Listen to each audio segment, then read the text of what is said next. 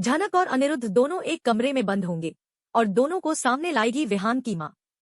जी हाँ दोस्तों, झनक के आने वाले ट्रैक के बारे में कुछ नई और इंटरेस्टिंग कहानी हम आपको बताने जा रहे हैं। तो चलिए बिना किसी देरी के इसे शुरू करते हैं। हमें आने वाले ट्रैक में यह देखने को मिलेगा कि झनक अनिरुद्ध के लिए चाय लेकर जाती है। इस दौरान अनिरुद्ध झनक को देखकर बहुत इमोशनल हो जाएगा, क्योंकि उसे यह लग रहा था कि झनक कहीं चली गई है और अब उसे कभी नहीं मिलेगा। आप भी यह नोटिस करेंगे कि विहान की माँ मजरी भाभी, जो झनक के घर आने के बाद से थोड़ी सी झनक के खिलाफ हो गई है। जब से झनक गुजरात से आई है, वह हमेशा झनक के खिलाफ विहान के कान में बातें भरती रहती है। अब झनक और अनिरुद्ध एक दूसरे से बात कर रहे होते हैं तो मजरी भाभी को लगता है कि कुछ गड़बड़ है। वह सोचती है कि यह अमेरिका वाली इतनी अधिक देवर जी से बात क्यों कर रही है और आखिर क्यों इन दोनों के बीच इतना लगाव है।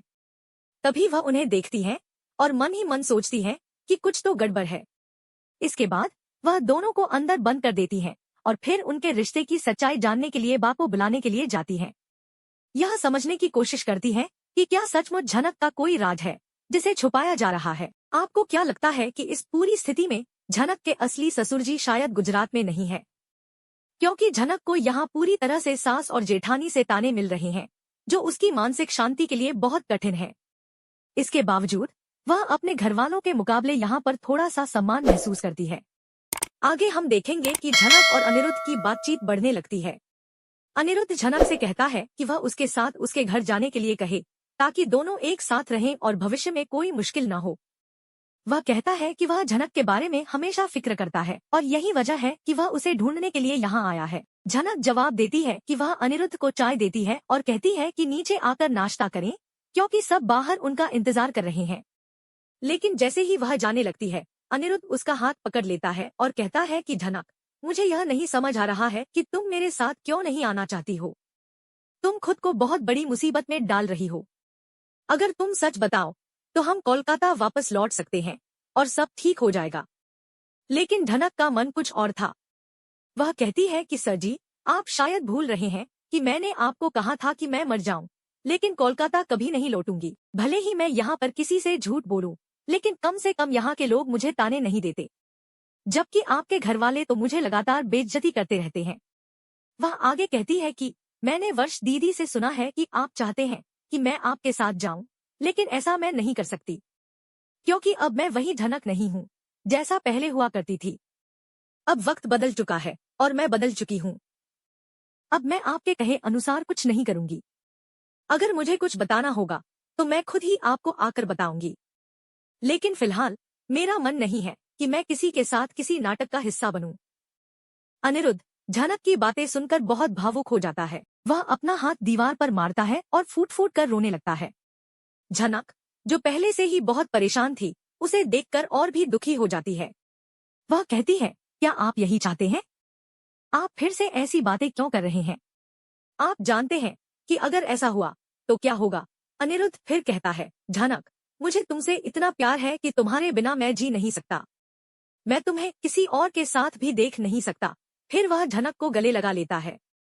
इस दौरान विहान की माँ आकर दरवाजा खोल देती है और दोनों को इस हालत में देखकर झनक को थप्पड़ मार देती है। वह झनक का हाथ पकड़कर उसे नीचे ले आती है। यह देखकर विहान और बाकी लोग भी हैरान हो जाते हैं। अनिरुद्ध इस स्थिति में बहुत गुस्से में आ जाता है। अब सवाल यह उठता है कि अनिरुद्ध क्या करेगा? क्या वह सबको सच बताएगा या फिर कोई नया बहाना ढूंढकर झनक को बचा लेगा? क्या झनक को अपनी जिंदगियों को लेकर सच्चाई स्वीकार करनी होगी या वह अपनी राह पर अकेले ही चलेगी? समय ही बताएगा कि यह कहानी कहां तक जाएगी और झनक और अनिरुद्ध का भविष्य क्या होगा। झनक और अनिरुद्ध एक कमरे में बंद होंगे और दोनों को सामने लाएगी विहान की माँ। यह घटना झनक के आने वाले ट्रैक का एक अहम मोड़ साबित होने वाली है।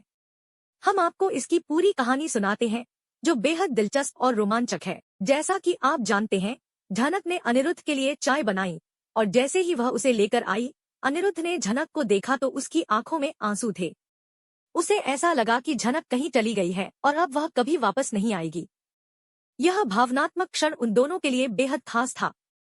इस दौरान विहान की माँ मजरी भाभी, जो झनक के गुजरात से आने के बाद से उसे लेकर थोड़ी नाखुश है, कुछ शक करती है।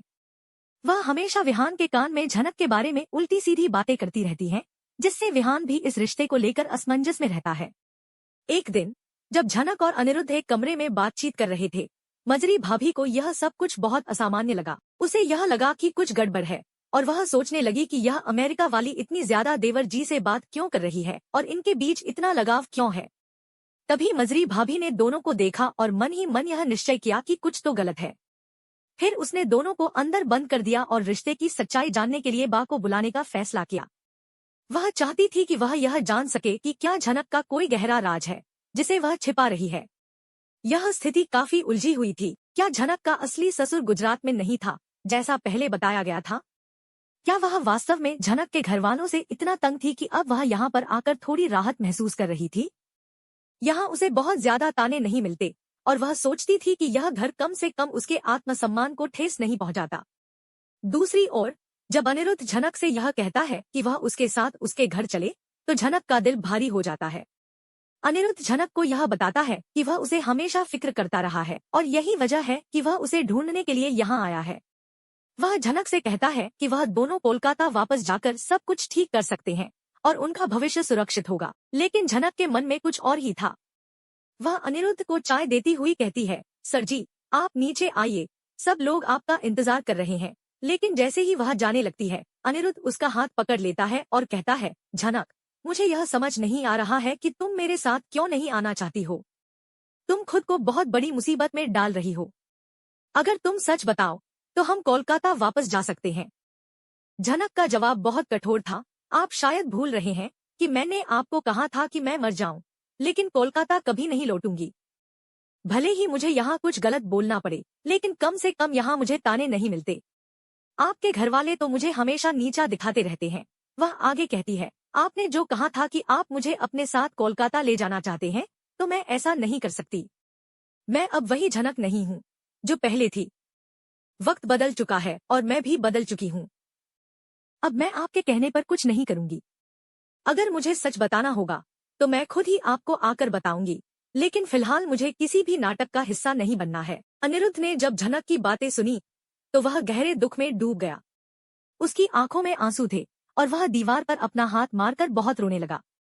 यह देख झनक और भी दुखी हो जाती है। वह कहती है, क्या आप यही चाहते हैं? आप फिर से ऐसी बातें क्यों कर रहे हैं? क्या आप नहीं जानते कि इससे क्या होगा? अनिरुद्ध कहता है, झनक मुझे तुमसे इतना प्यार है कि तुम्हारे बिना मैं जी नहीं सकता। मुझे तुम्हारी जरूरत है और मैं तुम्हें किसी और के साथ नहीं देख सकता। यह कहते हुए वह झनक को अपने गले लगा लेता है। इतनी देर में विहान की माँ आकर दरवाजा खोल देती है। वह दोनों को इस हालत में देखकर झनक को थप्पड़ मार देती है, फिर उसका हाथ पकड़कर उसे नीचे ले आती है। यह देखकर विहान और बाकी लोग हैरान हो जाते हैं। अनिरुद्ध इस घटना से बहुत गुस्से में आ जाता है। अब सवाल यह है कि वह क्या करेगा। क्या वह सच्चाई सबको बताएगा या फिर कोई नया बहाना ढूंढकर झनक को बचा लेगा? क्या झनक को अपनी जिंदगी के बारे में सच्चाई स्वीकार करनी होगी या वह अकेले ही अपनी राह पर चलने का फैसला करेगी? समय ही बताएगा कि यह कहानी कैसे आगे बढ़ेगी और झनक और अनिरुद्ध का भविष्य क्या होगा। क्या वे दोनों एक दूसरे के बिना अपना जीवन जीने की कल्पना कर सकते हैं या उनका प्यार हमेशा के लिए एक साथ रहेगा? ये सारे सवाल अब खुलकर सामने आ चुके हैं और इसका उत्तर हमें सिर्फ समय में मिलेगा। अब झनक का सामना एक नए मोड़ से होने वाला है। जैसे ही वह विहान के घर जा रही है उसकी जिंदगी में नए बदलाव आ रहे हैं। झनक ने हाल ही में अनिरुद्ध से जो बातें की थी उनका असर साफ तौर पर उसके व्यवहार में दिखने लगा है।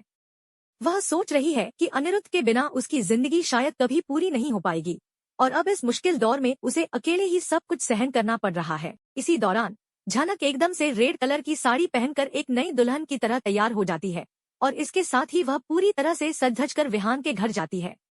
वह पूरी तरह से परिपूर्ण लुक में होती है और यह उसकी नई शुरुआत को दर्शाता है। विहान के दोस्त और उसकी पत्नी के साथ झनक का घर जाने का यह और वह जानने की कोशिश करते हैं कि आखिर वह कौन है और उसका क्या रोल है। लेकिन झनक खुद को बचाने की पूरी कोशिश करती है। वह अपना नाम तक नहीं बताती और उल्टा सीधा नाम बताने की कोशिश करती है ताकि कोई उसे पहचान न सके। विहान के दोस्त ने भी झनक के बारे में सवाल किया था लेकिन वह किसी भी जानकारी को साझा करने के लिए तैयार नहीं थी। यह सब कुछ काफी अजीब और सस्पेंस से भरा हुआ था क्योंकि झनक ने अपने बारे में कुछ भी स्पष्ट नहीं किया था। इस पूरी स्थिति के बीच विहान का दिल भी बहुत उलझन में है। वह झनक की बदलती हुई सोच और रवैये को देखकर यह समझने की कोशिश करता है कि उसके और झनक के बीच क्या हुआ है। झनक का नाम सुनते ही विहान के दिमाग में अनिरुद्ध का ख्याल आता है और उसकी आंखों में एक अजीब सा दर्द दिखता है। क्या यह प्यार का एक अजीब सा मोड़ था, या फिर झनक ने अपनी जिंदगी में कुछ नया कदम उठाने का फैसला किया है? विहान अब यह समझने की कोशिश करेगा कि झनक की पूरी स्थिति क्या है और वह क्यों इतनी चुप है। यह सारी स्थितियां देखकर एक बात साफ हो जाती है कि विहान के लिए झनक का जीवन अब किसी रहस्य से कम नहीं रहेगा। क्या वह सच में अपनी जिंदगी के किसी नए मोड़ की ओर बढ़ रही है?